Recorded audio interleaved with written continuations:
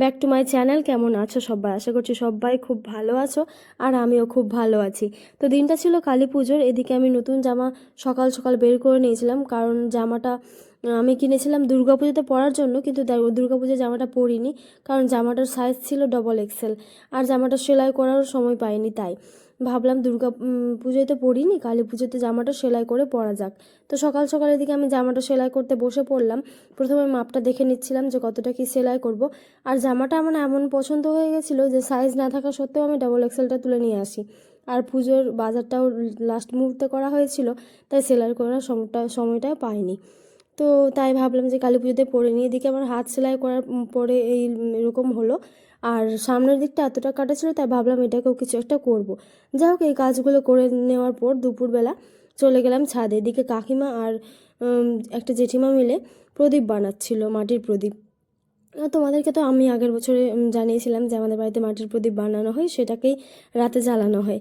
আর এটা বেশ ভালোই লাগে, মাটির প্রদীপ সবাই বানায়। তো এদিকে কাকিমা বানাচ্ছিল, মায়ের আগেই বানানো হয়ে গেছিলো। আর এদিকে আমিও ভাবলাম যে একটু আমিও বানাই মাটির প্রদীপ। প্রত্যেক বছরই একটু বানাই, খুব একটা বেশি বানাই না, কয়েকটা মাত্র বানিয়ে চলে আসি, ইচ্ছা করে বানানোর তাই বানাই। তো এদিকে আমি মাটির প্রদীপটা বানিয়ে নিচ্ছিলাম। আর কেনা প্রদীপ থেকে মাটির প্রদীপ বানিয়ে জ্বালানোর একটা আলাদাই মজা হয়। আর সবাই মিলে যেহেতু বানাই, বেশ ভালোই লাগে। পরে ছাদ থেকে এসে চলে যায় কাকিমার ওখানে, দেখি বোন শ্যুট করে চলে এলো। আর ও রিল শ্যুট করেছিল, যেটা ও আপলোড করে দিয়েছে অলরেডি, অনেক আগেই আপলোড করেছে। তো এদিকে আমি ওর একটু ভিডিও করে নিচ্ছিলাম। তারপরে আমি ঘরে গিয়ে আলপনা দেওয়া শুরু করলাম। স্নান ধান করে একবারে আলপনা দিতে শুরু করেছিলাম। আর বারান্দায় একই রকম ডিজাইন 3-4টা করেছিলাম, যাতে দেখতে ভালো লাগে।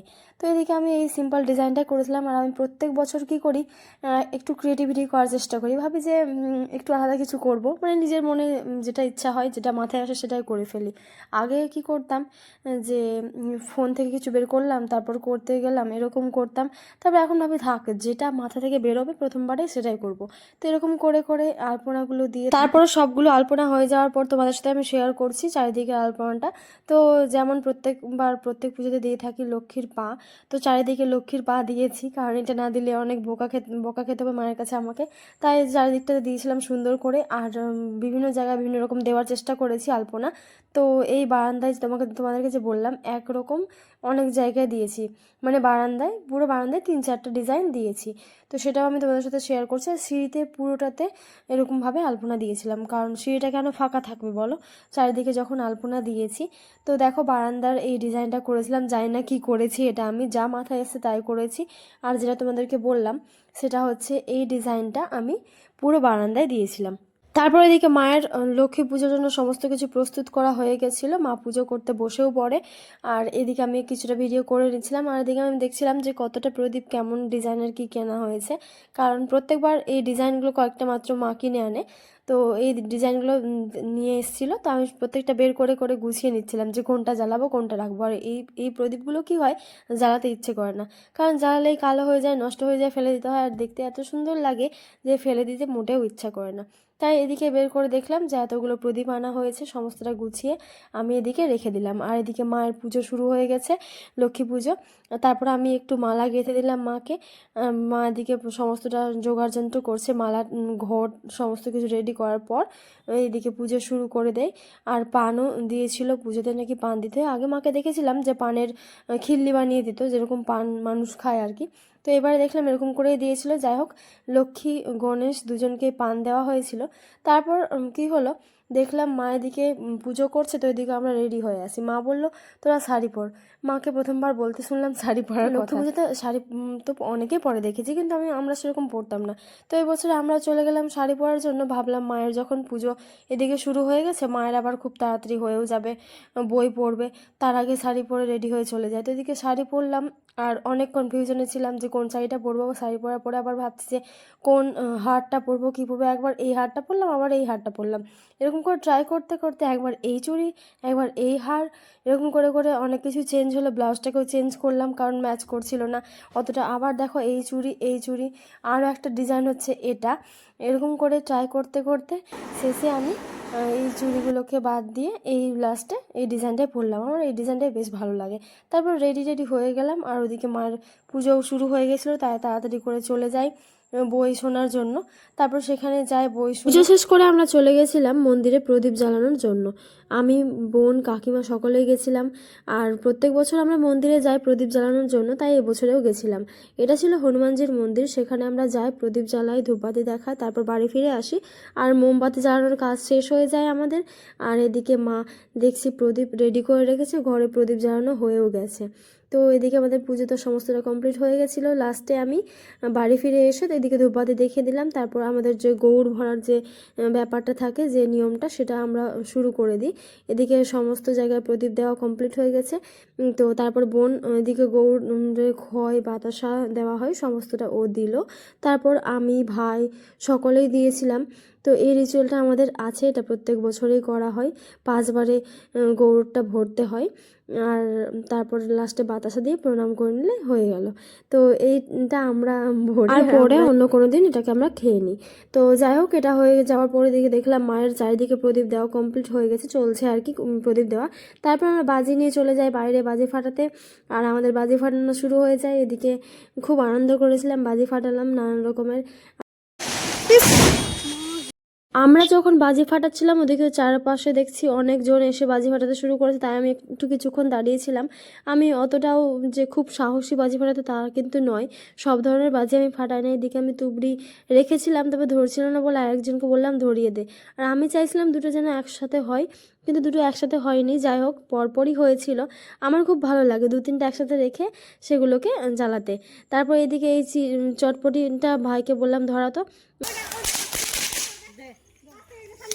যা যা চলে যাবে, ফোনটা তুলে দে।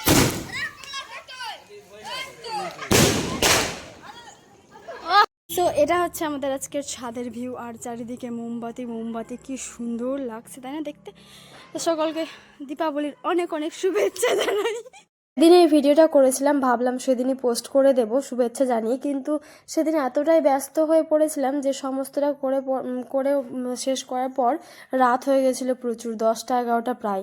তাই তখন তার পোস্ট করা যায় না, তাই তারপর আর পোস্ট করিনি, ভিডিওটা করেই রেখেছিলাম। আর বাইরে বাজি ফাটিয়ে মন ভরিনি, তাই আবার ছাদে এসে বাজি ফাটাচ্ছিলাম। তারপর এই ফানুসটা ধরিয়ে নিচ্ছিলাম জ্বালানোর জন্য। আর এই ফানুস ধরে থাকতে প্রচণ্ড হাত ব্যথা হয়, অনেকক্ষণ ধরে রাখতে হয়। যাই হোক, ভিডিওটা আমি ফার্স্ট মোশন করে দিয়েছি, কত বড়ই বা ভিডিও করবো বলো। তাই এদিকে ফার্স্ট মোশন করে তোমাদের সাথে শেয়ার করলাম। তারপর জ্বালানো হয়ে যাওয়ার পর মাকে বলছিলাম ছবি তুলে দাও, ছবি হচ্ছে কি না সেটাও দেখতে বললাম। তারপর হয়ে যাওয়ার পর এটাকে আমরা ছেড়ে দিলাম, টাটা করে দিলাম। আর আস্তে আস্তে করে অনেকটা দূরে চলে গেল। ভালোই লাগে ফানুস ধরাতে, ভীষণ সুন্দর লাগে দেখতে। যাই হোক, তারপর ধীরে ধীরে অনেকটা দূর চলে গেল, না জানি কোথায় গিয়ে পড়লো। তারপর এরকম করে ফানুস জ্বালানো হয়ে যাওয়ার পর আমরা বসে পড়ি আশীর্বাদ নেওয়ার জন্য সকলের কাছ থেকে। আর প্রথমে আমি বসলাম, আর এরা একদম মুখের কাছে ক্যামেরা না ধরলে এদের মন ভরে না। যাই হোক, মা, কাকিমা, বাবা সবাই মিলে আশীর্বাদ করলো আমাদেরকে। আর আমাদের এটাও কালী পুজোর দিন হয়ে থাকে। আর বাবা দেখো এদিকে 1 টাকা দেখাচ্ছে, বলছে 1 টাকাই দিব তোদেরকে। যাই হোক, এরকম মিথ্যা মিথ্যা বলছিল। তারপর বাবা আমাদেরকে আশীর্বাদ করে। আর আমি উঠে যাওয়ার পর ভাই বসেছিল, তারপর বোন বসেছিল। তো এই টাইমটা আমরা খুব ফাজলামি মারি ভিডিও করার জন্য, সবার মুখ নেওয়ার জন্য ফাজলামি মারি। যাই হোক, অতটাও ফাজলামি এবার করিনি, তবে ভাইয়ের মুখটা নেওয়ার জন্য ভীষণ ফাজলামি করেছিলাম। এদিকে ও দেখছে ওর ভিডিও করছে বলে ও শঙ্খ বাজাতে বাজাতে ডান্স করছে, কি আর বলবো, ভীষণ শয়তানি করে। আর ভিডিও করলে বেশি করে আরও, যেন ভিডিওটা না করি ওই জন্য পালিয়ে যায়।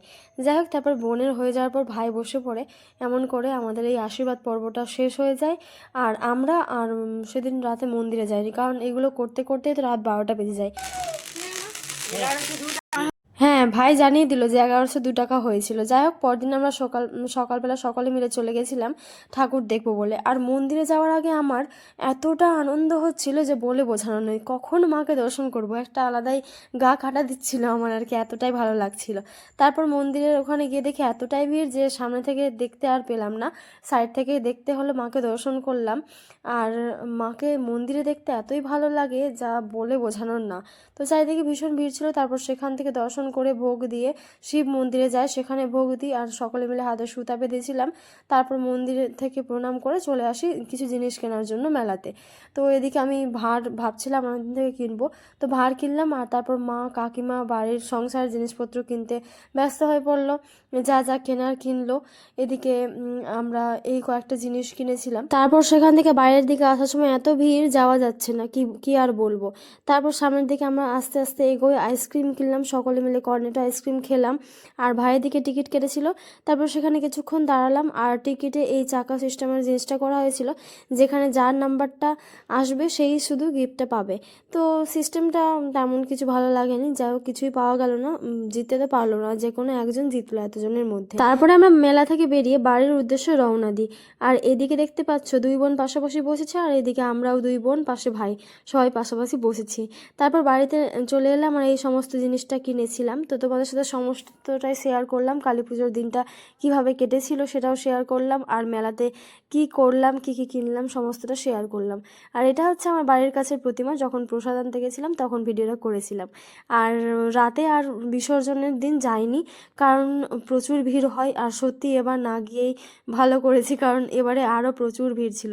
তো টাটা, দেখাচ্ছে নেক্সট কোনো একটা ভিডিওতে তোমাদের।